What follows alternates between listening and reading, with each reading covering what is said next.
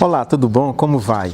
Hoje nós vamos trabalhar 4 questões do breve catecismo. Eu sempre justifico, porque elas estão muito ligadas umas às outras. Essa é um caso muito especial. A partir da questão 23, pergunta assim: que ofícios Cristo exerce como nosso Redentor? Cristo, como nosso Redentor, essa é a resposta, exerce os ofícios de profeta, sacerdote e rei, tanto no seu estado de humilhação como no de exaltação. Cristo teve 2 estados. O de humilhação foi quando ele viveu aqui na terra, entre nós. Nasceu filho de mulher, nasceu filho de Maria, com todos os problemas, à exceção do pecado, aos quais nós estamos sujeitos. Nós já falamos disso aqui. Cristo sentiu dor de cabeça, dor de ouvido, provavelmente teve gripe em algum momento da vida dele. Tudo isso eu não vou me estender porque nós já falamos. E essa questão 23 é apenas uma introdução para as outras 3 que nós vamos trabalhar. A 24 pergunta assim: como Cristo exerce as funções de profeta? Cristo exerce as funções de profeta, revelando-nos pela sua palavra e pelo seu Espírito a vontade de Deus para a nossa salvação. O papel dos profetas no Antigo Testamento é justamente revelar a vontade de Deus. Quase sempre nós não incluímos Moisés entre os profetas, né? Nós trabalhamos sempre com os profetas identificados com os livros proféticos, mas Moisés é um profeta, o maior dos profetas do Antigo Testamento, porque foi Moisés que nos revelou a vontade de Deus, a lei. João, em seu evangelho, inicia dizendo en arché en ho logos. No princípio era a palavra, e a palavra estava com Deus e a palavra era Deus. Essa palavra a qual João se refere é o próprio Cristo, o Cristo Jesus. Então, ele exerce a função de profeta, não só nos revelando Deus através daquilo que ele disse, mas através da vida dele mesmo. Por isso que é ele mesmo que diz que quem conheceu a mim, conheceu o Pai. Se você quer conhecer a Deus, você precisa conhecer a Cristo.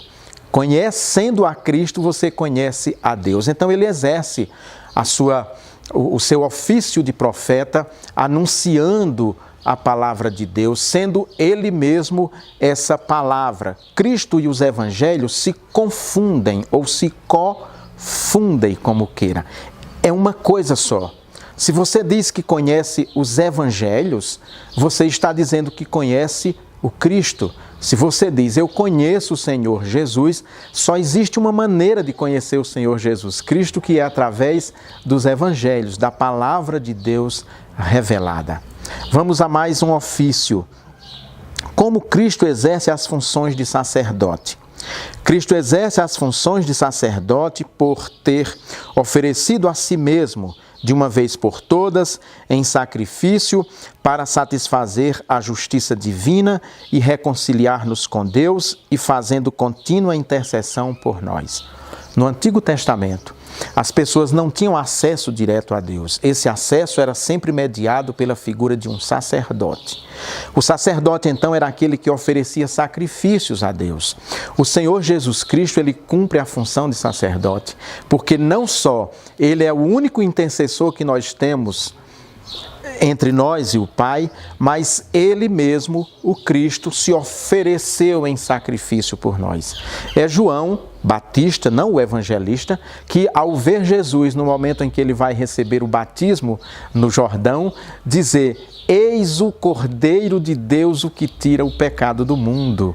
Ora, os sacrifícios do Antigo Testamento eram expiatórios. As pessoas confessavam os seus pecados e ofereciam sacrifícios a Deus, porque o sangue daquele cordeiro e aquele cordeiro queimado, o cheiro a fumaça subir aos céus como um aroma agradável a Deus e com isso então selava, digamos assim, aquele perdão de pecados que aquele confessante havia recebido. O Cristo então é o sacerdote perfeito.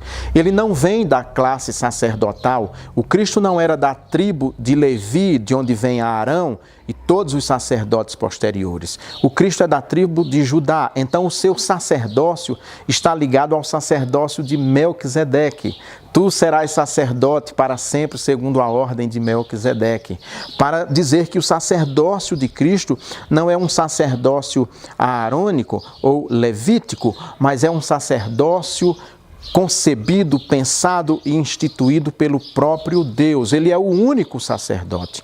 Com Cristo, morrendo na cruz por nós, oferecendo-se como sacrifício perfeito e definitivo por nós, não necessitamos mais de sacerdotes entre nós e Deus. A nossa igreja, a igreja presbiteriana e as igrejas de fé reformada, têm a seguinte concepção: nós, os pastores, nós não somos sacerdotes, nós somos apenas oficiais autorizados, formados e autorizados e ordenados pela igreja para exercer o ministério da palavra, o anúncio da palavra e a ministração dos sacramentos. Mas nenhum crente de nossa igreja precisa da nossa intercessão para se achegar a Deus, ou precisa de nossa intercessão para ter os seus pecados perdoados, por exemplo. Para nós, da fé reformada, existe um único sacerdote, que é Jesus Cristo, e o sacerdócio universal dos crentes, que é exercido por todos nós depois da morte do Senhor Jesus. Então ele exerce o seu ofício de sacerdote ao oferecer-se na cruz por nós, sendo ele mesmo a oferenda, o cordeiro que se sacrifica para salvar-nos da morte.